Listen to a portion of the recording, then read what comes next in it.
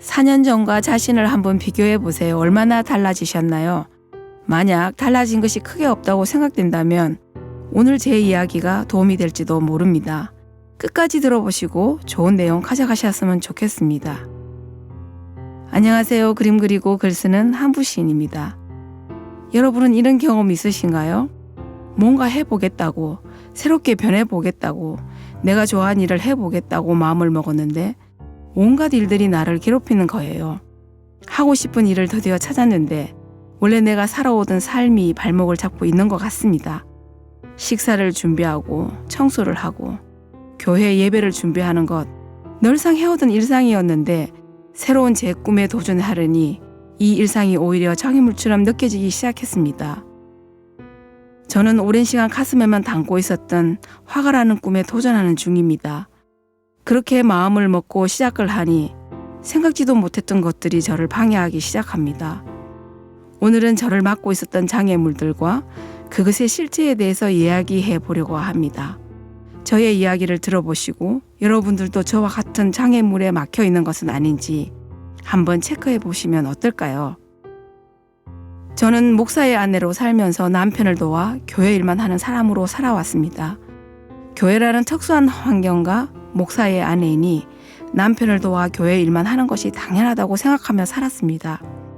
지금은 상황이 달라졌지만 30년 전 제가 속해 있던 곳은 교회 사모가 다른 일을 하는 것을 교회가 허락하지 않았습니다. 그래서일까요? 저는 사모가 된 이후로부터 아예 제 자아를 죽인 채 살았습니다. 지금 생각하니 얼마나 어리석었는지 한숨만 나오는 겁니다. 제 잠재력을 기르고 제 능력을 성장시켰더라면 더 많은 일을 하지 않았을까요? 교회에서만 이런 일이 일어나는 것은 아니라고 들었습니다. 여러 사람이 모인 공동체에는 어떠한 형태로든 한 개인의 잠재력 발휘를 억제하는 프레임이 하나 이상씩은 있어요. 무서운 것은 그것들은 아주 오랜 시간에 걸쳐 천천히 삶에 파고들어오기 때문에 세뇌당하기 쉽다는 겁니다. 전체의 이익을 중시한다는 명목으로 한 개인의 능력 성장이라는 자유를 박탈하기도 합니다. 공동체와 개인은 함께 성장해야 한다고 생각합니다. 내가 발전하는 만큼 공동체에도 좋은 영향을 끼치는 거고요. 공동체가 힘이 생길수록 개개인의 능력 향상에도 도움을 줘야 하는 거라고 생각합니다. 저 또한 공동체에 오래 속해 있었고 그 강박적인 프레임에 벗어나려고 막 발버둥 치고 있기 때문에 여러분에게 어떤 조언을 드릴 수 있는 처지는 아닙니다. 하지만 제가 배운 것들을 여러분들과 나누고 싶고 또 저와 비슷한 상황에 처한 분이 계신다면 제가 알고 있는 것들이 조금이나마 도움이 되지 않을까 생각합니다. 처음에는 환경이 저를 막고 있다고 생각했어요. 그런데 놀라운 사실은요. 나를 움직이지 못하게 막고 있었던 것은 바로 제 생각이었습니다. 정말 열망이 넘쳐 하려고 하는 사람은요. 어떻게든 그것을 한다는 겁니다. 설령 그것이 다수가 속해 있는 공동체라 할지라도 비난을 무릅쓰고서라도 원하는 걸 얻어냅니다. 물론 그 공동체가 아주 오랜 시간에 걸쳐 가스라이팅을 한다면 이겨내기가 쉽지 않을 거예요. 자기가 어떤 생각에 사로잡혀 있는지는 제3자가 봐야 아니까요. 그래서 더욱이 자기 객관화가 중요합니다. 나를 한 걸음 뒤에서 봐야 해요. 요즘 많이 말하는 메타인지가 왜 중요한지 정말 깊이 깨닫는 중입니다. 내 생각을 바꿔야 내 행동이 바뀐다. 많이 들어보셨을 겁니다.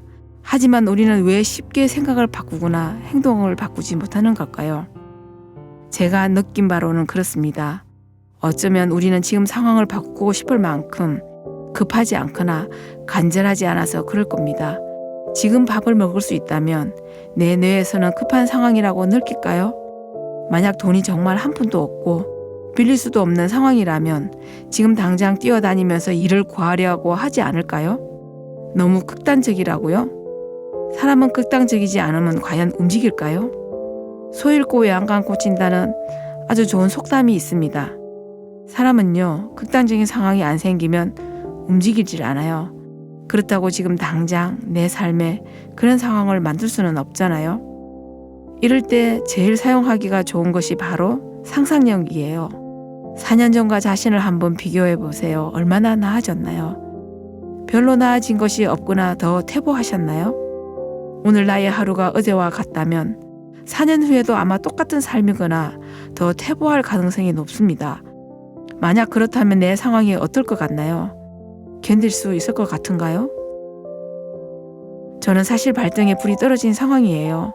4년 전 코로나 때보다 더욱 삶이 안 좋아졌고요. 가정 상황, 경제 상황 모든 것이 더 비참해졌어요. 그런데 이상하게도 이런 상황이 마냥 나쁘지만은 않았어요. 이렇게까지 삶이 떨어진 덕분에 저는 새로운 것을 안 할 수 없는 상황이 되었거든요. 평소에 불평불만이 많았는데요. 삶이 힘들어지니까 비로소 감사할 것들이 보이기 시작합니다. 정말 이상해요. 갑자기 삶이 급해지니까 행동하게 되고 감사하게 되고 어떻게든 이 상황을 뚫어서 헤쳐나갈 힘이 생기기 시작했습니다. 제 영상을 보고 계신 모든 분들은요. 지금이라는 가장 비싼 금을 얻어가셨으면 해요. 어제는요 더 이상 바꿀 수 없어요. 내일도 뭐가 올지 알 수 없어요.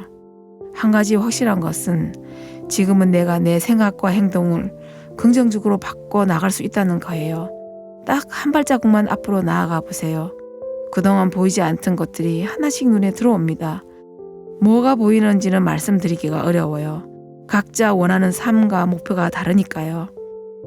저는 그림을 다시 하겠다고 마음먹고 붓을 든 순간부터 온갖 그림과 관련된 정보와 사람들과 공간들이 제게 밀려 들어오는 것을 느꼈어요. 자주 시장 보러 가는 마트 입구에 이벤트로 그림 전시를 하고 있는 거예요. 심지어 한국의 국제 아트페어인 키아프에 출품했던 작가들의 작품도 있었어요. 제가 가는 곳마다 이제 전시회와 그림들이 항상 준비되어 있다는 느낌이에요. 마치 이제 제 작품만 완성되어 전시되길 기다리는 것 같은 느낌을 받았습니다. 오늘은 제 스토리와 함께 내 삶을 방해하는 장애물, 그리고 그것을 뛰어넘기 위한 마음가짐에 대해서 이야기해 보았습니다. 새로운 나의 모습을 만들고 싶다면 이것만 기억하시면 좋을 것 같아요. 내 생각의 변화가 가장 첫걸음이다. 지금 당장 내 작은 행동 하나가 바뀌면 미래의 내 모습은 달라진다는 것입니다. 조금이라도 여러분들에게 도움이 되었으면 좋겠고 또 여러 생각들을 나누고 싶습니다. 힘든 상황을 이겨내셨거나 이겨나가고 계신 분들이 있으면 서로 댓글로 이야기 나누고 응원했으면 좋겠어요. 다음 영상에서는 제가 장애물을 극복할 때 가졌던 마음가짐과 또 어떻게 실천했는지에 관해 이야기해 볼게요. 오늘도 제 이야기 들어주셔서 감사합니다. 그림 그리고 글 쓰는 한부 시인이었습니다.